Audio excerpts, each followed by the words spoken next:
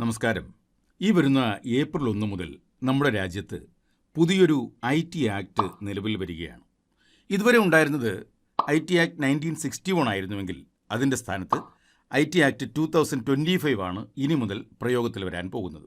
ഇത് കേൾക്കുമ്പോൾ ഒരു സംശയം തോന്നുന്നത്, നിയമത്തിൽ മാറ്റം വരുമ്പോൾ നമ്മളിപ്പോൾ നിലവിലുള്ള ടാക്സബിൾ ഇൻകം, അതിൻ്റെ ലിമിറ്റ്, അതുപോലെ തന്നെ ടാക്സ് സ്ലാബ്, ഇതിലൊക്കെ മാറ്റം വരുമോ എന്നാണ്. അങ്ങനെ വരില്ല. കാരണം ടാക്സ് കാൽക്കുലേഷനൊക്കെ പഴയ നിരക്കിൽ തന്നെ നടക്കും. പുതിയ സ്ലാബൊക്കെ വരുന്നത് അടുത്ത ബജറ്റിലാകും. അന്ന് എന്തെങ്കിലും മാറ്റം വന്നാൽ തന്നെ അത് 2027-28 ഫിനാൻഷ്യൽ ഇയറിലായിരിക്കും അത് എഫക്റ്റീവ് ആവുക. അപ്പോൾ പിന്നെ എന്താണ് പുതിയ ഇൻകം ടാക്സ് ആക്ട് വന്നതുകൊണ്ടുള്ള വ്യത്യാസങ്ങൾ? വീഡിയോ കുറച്ചധികം ലെങ്തി ആയി പോകുമെന്നുള്ളതുകൊണ്ട് ആ വ്യത്യാസങ്ങളെല്ലാം കൂടി ഈ വീഡിയോയിൽ ഉൾപ്പെടുത്തുന്നില്ല. ഏറ്റവും അത്യാവശ്യമായി അറിഞ്ഞിരിക്കേണ്ട ചില വ്യത്യാസങ്ങൾ മാത്രം സൂചിപ്പിച്ചുകൊണ്ട് നമ്മുടെ മെയിൻ കണ്ടന്റിലേക്ക് നമുക്ക് കടക്കാം. വർക്കിംഗ് ക്ലാസിൻ്റെ ഒരു പുതിയ വീഡിയോയിലേക്ക് ഏവർക്കും ഹൃദ്യമായ സ്വാഗതം.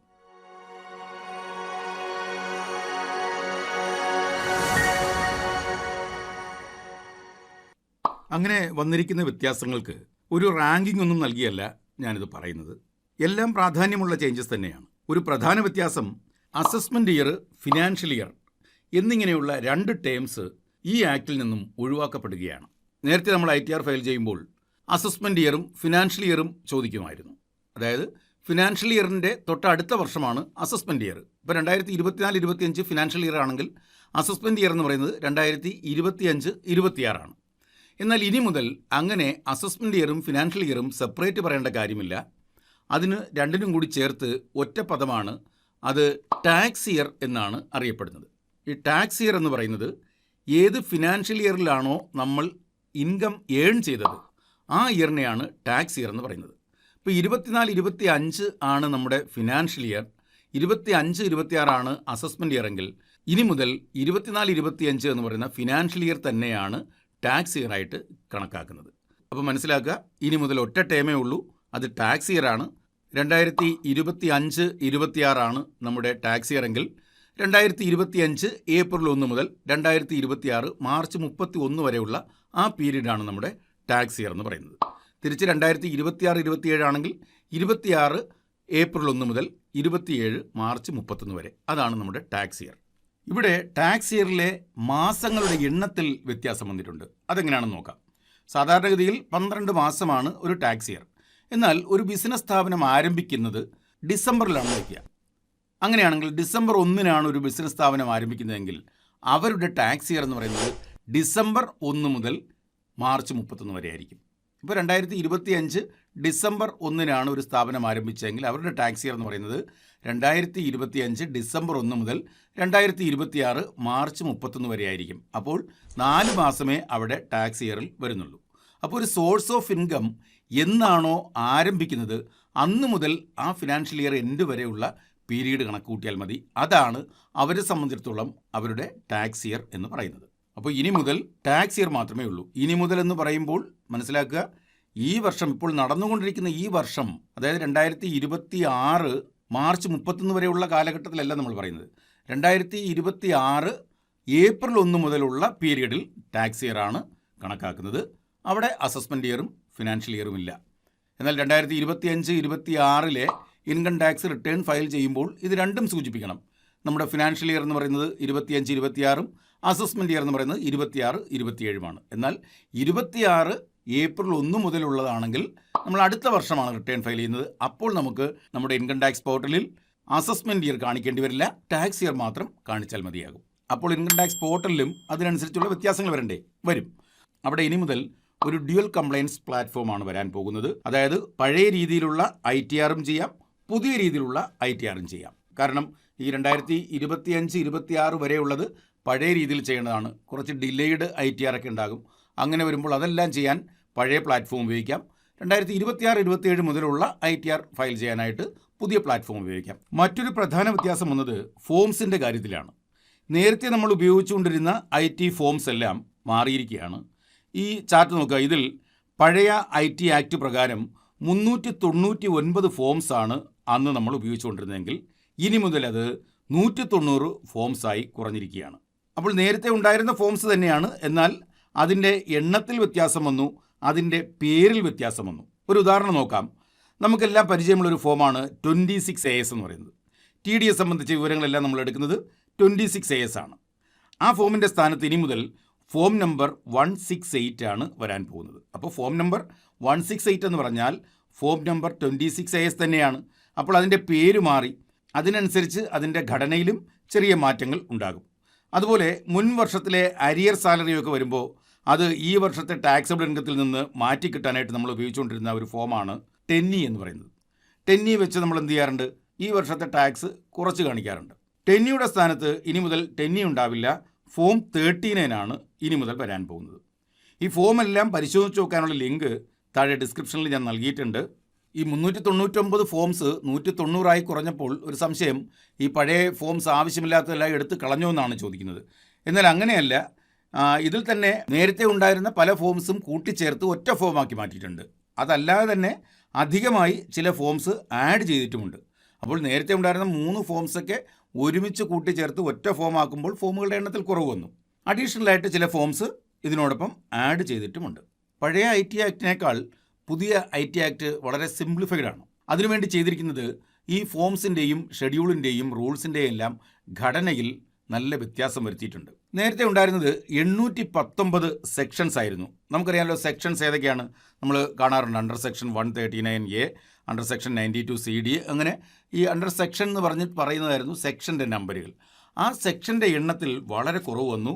819 സെക്ഷൻ ഉണ്ടായിരുന്നത് 536 കുറച്ചിട്ടുണ്ട്. അതുപോലെ നേരത്തെ ഉണ്ടായിരുന്ന റൂൾസ് അത് 511 ആയിരുന്നു. ആ 511 റൂൾസിനെ കുറച്ച് 333 റൂൾസായിട്ട് മാറ്റിയിട്ടുണ്ട്. അപ്പോൾ റൂൾസിൻ്റെ എണ്ണത്തിൽ കുറവ് വന്നു, സെക്ഷൻ്റെ എണ്ണത്തിൽ കുറവ് വന്നു, ഫോംസിൻ്റെ എണ്ണത്തിൽ കുറവ് വന്നു. എന്നാൽ ഷെഡ്യൂൾസിൻ്റെ കാര്യത്തിൽ മാത്രം 2 എണ്ണം വർദ്ധിപ്പിച്ചു. നേരത്തെ 14 ആയിരുന്നു, അതിപ്പോൾ 16 മാറ്റിയിട്ടുണ്ട്. അപ്പോൾ പുതിയ ഇൻകം ടാക്സ് ആക്ട് നിലവിൽ വന്നതോടെ പുതിയ IT റൂൾസും നിലവിൽ വന്നിരിക്കുകയാണ്.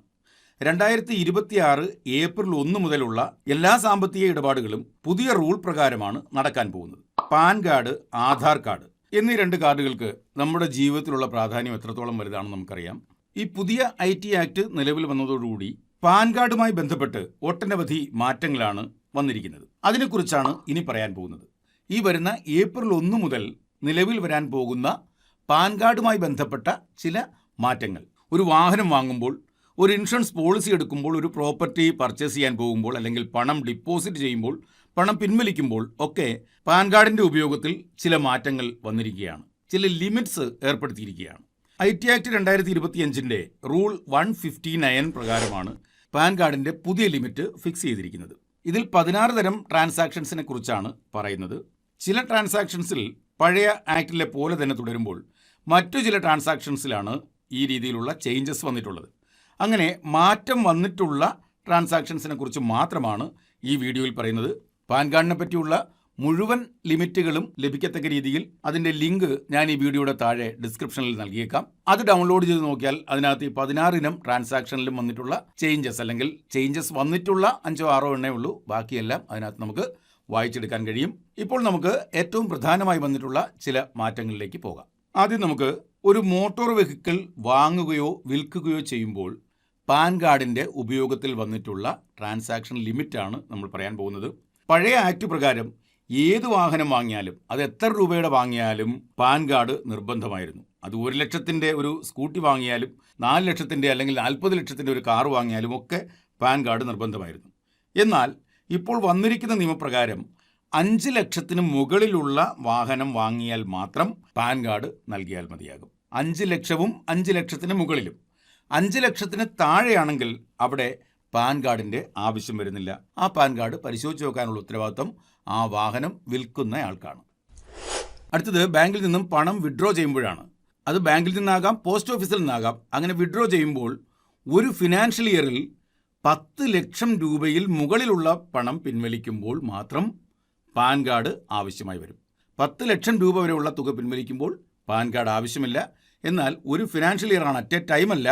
ഒരു ഫിനാൻഷ്യൽ ഇയറിൽ നിങ്ങൾ പല പ്രാവശ്യമായിട്ട് പിൻവലിക്കുന്ന തുക 10 ലക്ഷം ക്രോസ് ചെയ്ത് കഴിഞ്ഞാൽ അവിടെ നിങ്ങൾക്ക് പാൻ കാർഡ് നിർബന്ധമാണ്. ഇപ്പോൾ 9,99,999 രൂപ വരെ നിങ്ങൾ പിൻവലിച്ചു. പക്ഷേ അവിടം വരെ നിങ്ങൾക്ക് പാൻ കാർഡ് ആവശ്യം വരുന്നില്ല, പല പ്രാവശ്യമായിട്ടാണ്. എന്നാൽ എന്നാണോ ഇത് 10 ലാക്ക് ആകുന്നത് ആ സമയത്ത് നിങ്ങൾ എന്ത് ചെയ്യണം? പാൻ കാർഡ് അവിടെ കാണിക്കാൻ ബാധ്യസ്ഥരാണ്. അവിടെ ഈ പാൻ കാർഡ് ആരാണ് പരിശോധിച്ച് നോക്കേണ്ടത്? Manager or officer of a banking company or cooperative bank or post ഓഫീസിലാണെങ്കിൽ post master. The principal officer of the institution ആരാണോ അദ്ദേഹമാണ് ഈ പാൻ കാർഡ് പരിശോധിച്ച് നോക്കാൻ അധികാരപ്പെട്ടയാൾ. ക്യാഷ് ഡിപ്പോസിറ്റിൻ്റെ കാര്യത്തിലും ഈ ചേഞ്ച് ലിമിറ്റ് വന്നിട്ടുണ്ട്. പണം ഡിപ്പോസിറ്റ് ചെയ്യുമ്പോൾ നേരത്തെ ഒരു ദിവസം 50,000 രൂപയിൽ കൂടുതൽ ഡിപ്പോസിറ്റ് ചെയ്യുന്നതിന് നമുക്ക് പാൻ കാർഡ് ആവശ്യമായിരുന്നു. എന്നാൽ ഇപ്പോൾ അത് 10 ലക്ഷമാക്കി വർദ്ധിപ്പിച്ചിട്ടുണ്ട്. അതായത് ഒരു കംപ്ലീറ്റ് ഫിനാൻഷ്യൽ ഇയറിലെ ആകെ ഡിപ്പോസിറ്റാണ് 10 ലക്ഷമായി കണക്കാക്കേണ്ടത്. ഒരു വർഷം ഒരു പ്രാവശ്യം 2 ലക്ഷം ഡിപ്പോസിറ്റ് ചെയ്തു, ഒരു പ്രാവശ്യം 50,000, 3 ലക്ഷം, 5 ലക്ഷം. എപ്പോഴാണോ 10 ലക്ഷം ക്രോസ് ചെയ്യുന്നത് ആ സമയത്ത് ബാങ്കിന്റെ മാനേജർ, പോസ്റ്റ് ഓഫീസിലാണെങ്കിൽ പോസ്റ്റ് മാസ്റ്റർ, അല്ലെങ്കിൽ ഏത് ഇൻസ്റ്റിറ്റ്യൂഷനിലാണോ അവിടുത്തെ ഇൻസ്റ്റിറ്റ്യൂഷനിലെ പ്രധാനപ്പെട്ട അധികാരി ഈ പാൻ കാർഡ് വാങ്ങി പരിശോധിക്കണം. പാൻ നമ്പർ ഉണ്ടോ എന്ന് പരിശോധിക്കണം. പാൻ കാർഡ് ഇല്ലാത്തയാൾക്ക് ഈ 10 ലക്ഷത്തിന് മുകളിലുള്ള എമൗണ്ട് ഡിപ്പോസിറ്റ് ചെയ്യാൻ സാധ്യമല്ല. അത് മനസ്സിലാക്കുക. ഒരു വർഷം മുഴുവൻ എടുക്കണം ഈ 10 ലക്ഷം ആകുന്നതിന്. അല്ല അറ്റ് എ ടൈം 10 ലക്ഷം അല്ല. നേരത്തെ ആണെങ്കിൽ അറ്റ് എ ടൈം 50,000 ഡിപ്പോസിറ്റ് ചെയ്യണമെങ്കിൽ പോലും പാൻ കാർഡ് വേണമായിരുന്നു. അത് വളരെയധികം കുറവായിരുന്നു. അതുകൊണ്ടാണ് ഇപ്പോൾ ഇങ്ങനെ ഒരു ചേഞ്ച് ഇതിനകത്ത് വരുത്തിയിരിക്കുന്നത്. അങ്ങനെ നിങ്ങൾ പാൻ കാർഡ് ഇല്ലാതെ ഡിപ്പോസിറ്റ് ചെയ്ത് കഴിഞ്ഞാൽ എത്ര തുകയാണോ നിങ്ങൾ ആകെ ഡിപ്പോസിറ്റ് ചെയ്തത് ആ തുകയ്ക്ക് ഇക്വലൻ്റ് ആയിട്ടുള്ള പെനാൽറ്റി ആയിരിക്കും വരുന്നത്. അത് ചിലപ്പോൾ നമുക്ക് 4 അക്കൗണ്ട് ഉണ്ട്. ഈ 4 അക്കൗണ്ടിലും കൂടെ ആവാം ഈ 10 ലക്ഷം. അപ്പോഴും ഈ 10 ലക്ഷം എന്ന് പറയുന്ന ലിമിറ്റ് ഉണ്ട്. HDFCയിൽ ഒരു അക്കൗണ്ട് ഉണ്ടാകും, ഫെഡറൽ ബാങ്കിൽ അക്കൗണ്ട് ഉണ്ടാകും, SIBയിൽ ഒരു അക്കൗണ്ട് ഉണ്ടാകും. അങ്ങനെയുള്ള അക്കൗണ്ടുകളിലെല്ലാം കൂടിയുള്ള ഡിപ്പോസിറ്റ് ലിമിറ്റാണ് 10 ലക്ഷം എന്ന് പറയുന്നത്. അടുത്തത് പർച്ചേസ് ഓഫ് ഇമ്മൂവബിൾ പ്രോപ്പർട്ടിയാണ്. ഏതെങ്കിലും ഒരു ഇമ്മൂവബിൾ പ്രോപ്പർട്ടി, ഇപ്പോൾ ലാൻഡ് ആകാം, ബിൽഡിംഗ് ആകാം, ഇതൊക്കെ ഇമ്മൂവബിൾ പ്രോപ്പർട്ടീസാണ്. ഇതിനെ വാങ്ങുകയോ വിൽക്കുകയോ ചെയ്യുമ്പോൾ അവിടെ ഒരു ലിമിറ്റ് ഉണ്ട്. 20 ലക്ഷം. 20 ലക്ഷം രൂപയിൽ കൂടുതലായി വരുന്ന എമൗണ്ടാണ് ഈ വാങ്ങുന്നതിനോ വിൽക്കുന്നതിനോ ഉപയോഗിക്കുന്നതെന്നുണ്ടെങ്കിൽ, അല്ലെങ്കിൽ അതിൻ്റെ സ്റ്റാമ്പ് വാല്യൂ 20 ലക്ഷത്തിൽ കൂടുതലാണെങ്കിൽ പാൻ കാർഡ് മാൻഡേറ്ററി ആയിട്ട് കാണിച്ചിരിക്കണം. പിന്നെ ഒരു പ്രധാനപ്പെട്ട change, hotel bill, restaurant bill, അതുപോലെ തന്നെ കൺവെൻഷൻ സെൻറ്ററിൻ്റെ ബില്ല്, ഇതൊക്കെ പേ ചെയ്യുമ്പോൾ ചിലപ്പോൾ ഒരു വ്യക്തിയായിരിക്കാം അത് പേ ചെയ്യുന്നത്. ഇപ്പോൾ എൻ്റെ മകളുടെ വിവാഹത്തിന് വേണ്ടി ഒരു കൺവെൻഷൻ സെൻറ്റർ ഞാൻ വാടകയ്ക്ക് എടുക്കുകയാണ്. അതിൻ്റെ റെൻറ്റ് ഞാൻ പേ ചെയ്യുന്നു. അല്ലെങ്കിൽ ഒരു ഇവൻറ്റ് മാനേജ്മെൻറ്റ് കമ്പനി വഴിയായിരിക്കും ഞാൻ ആ ഓഡിറ്റോറിയം ബുക്ക് ചെയ്തിട്ടുള്ളത്. അങ്ങനെയാണെങ്കിൽ ആ സ്ഥാപനം പേ ചെയ്യുമ്പോഴോ അല്ലെങ്കിൽ ഒരു വ്യക്തി സ്വന്തമായി പേ ചെയ്യുമ്പോഴോ ആ എമൗണ്ട് ക്യാഷായാണ് നൽകുന്നതെങ്കിൽ 1 ലക്ഷത്തിൽ കൂടുതലാണെങ്കിൽ പാൻ കാർഡ് മാൻഡേറ്ററി ആണ്. 1 ലക്ഷത്തിൽ കൂടുതലുള്ള ഒരു എമൗണ്ടാണ് നിങ്ങൾ ഒരു റെസ്റ്റോറൻറ്റിലേക്ക് അല്ലെങ്കിൽ ഹോട്ടലിലേക്ക്, നിങ്ങളുടെ കുറേ ഗസ്റ്റുകൾ വന്നു, അവർക്ക് താമസിക്കാനായിട്ടൊരു ഹോട്ടൽ നിങ്ങൾ വാടകയ്ക്ക് എടുത്തു. ആ ഹോട്ടൽ റൂമിൻ്റെ എല്ലാം കൂടെ റെൻറ്റ് 1 ലക്ഷം രൂപയിൽ അധികരിക്കുകയാണെങ്കിൽ നിങ്ങൾ ആ ബില്ല് പേ ചെയ്യുമ്പോൾ ഉറപ്പായിട്ടും അവിടെ പാൻ കാർഡ് കാണിച്ചിരിക്കണം. നേരത്തെ ഇത് 50,000 ആയിരുന്നു ആ ലിമിറ്റ്. ആ ലിമിറ്റാണ് മാറി 1 ലക്ഷമായി വന്നിരിക്കുന്നത്. അടുത്തത് ഒരു ഇൻഷുറൻസ് പോളിസി എടുക്കുന്നതുമായി ബന്ധപ്പെട്ടാണ്. നമ്മൾ ഏതെങ്കിലും ഒരു ഇൻഷുറൻസ് കമ്പനിയിൽ നിന്നും ഒരു പോളിസി എടുക്കുമ്പോൾ അതിൻ്റെ ആനുവൽ പ്രീമിയം, അതായത് ഒരു ഫിനാൻഷ്യൽ ഇയറിലെ ആനുവൽ പ്രീമിയം, എല്ലാ പ്രീമിയവും കൂടി ചേരുമ്പോൾ അത് 50,000 രൂപയിൽ അധികരിക്കുകയാണെങ്കിൽ നമ്മളവിടെ പാൻ കാർഡ് കാണിച്ചിരിക്കാൻ നിർബന്ധിതരാണ്. നമ്മളിപ്പോൾ ഒരു 6 ചേഞ്ചസ് ആണ് പറഞ്ഞത്. ഇനിയും ഒരു 10 ലിമിറ്റേഷൻസ് പറയുന്നുണ്ട്. ആ ലിമിറ്റേഷൻസ് ചേഞ്ച് ഇല്ലാത്തതാണ്, നേരത്തെ തന്നെ ഉണ്ടായിരുന്നതാണ്. അതുകൊണ്ടാണ് അതിനെപ്പറ്റി വിശദമായി പറയാത്തത്. നേരത്തെ പറഞ്ഞ പോലെ തന്നെ ഇതിൻ്റെ ലിങ്ക് താഴെ ഡിസ്ക്രിപ്ഷനിലുണ്ട്. അത് നോക്കി നിങ്ങൾക്ക് ആ 10 ഐറ്റംസിൻ്റെയും കൂടി ലിമിറ്റ് എത്രയാണെന്ന് നോക്കാൻ കഴിയും. അപ്പോൾ ഈ പറഞ്ഞ ട്രാൻസാക്ഷനിൽ നിന്നും വ്യത്യസ്തമായി ഇവിടെ പറയാത്ത ഏതെങ്കിലും ട്രാൻസാക്ഷൻ നടക്കുകയാണെങ്കിൽ അങ്ങനെയുള്ള ട്രാൻസാക്ഷൻ്റെ ലിമിറ്റാണ് അടുത്തതായി പറഞ്ഞിരിക്കുന്നത്. അത് 2 ലക്ഷം രൂപയിൽ കൂടുതലാണെന്നുണ്ടെങ്കിൽ ഏത് ട്രാൻസാക്ഷൻസിനും എന്ത് വേണം?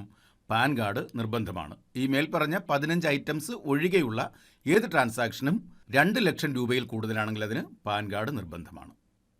അപ്പോൾ ഈ വരുന്ന ഏപ്രിൽ 1 മുതൽ പുതിയ IT ആക്ട് നിലവിൽ വരികയാണ്. പാൻ കാർഡുമായി ബന്ധപ്പെട്ടുണ്ടായ ചേഞ്ചസ് ആണ് ഈ വീഡിയോയിൽ പറഞ്ഞത്. വീഡിയോ ഇഷ്ടമായെങ്കിൽ ഒന്ന് ലൈക്ക് ചെയ്തേക്കുക. ഈ അറിവ് പരമാവധി ആൾക്കാർക്ക് ലഭിക്കട്ടെ. ഒന്ന് ഷെയർ ചെയ്തേക്കുക. വർക്കിംഗ് ക്ലാസ്സിനെ ഇതുവരെ നിങ്ങൾ സബ്സ്ക്രൈബ് ചെയ്തിട്ടില്ലെങ്കിൽ ഒന്ന് സബ്സ്ക്രൈബ് ചെയ്തേക്കുക. മറ്റൊരു വീഡിയോയുമായി കാണും വരെ നന്ദി, നമസ്കാരം.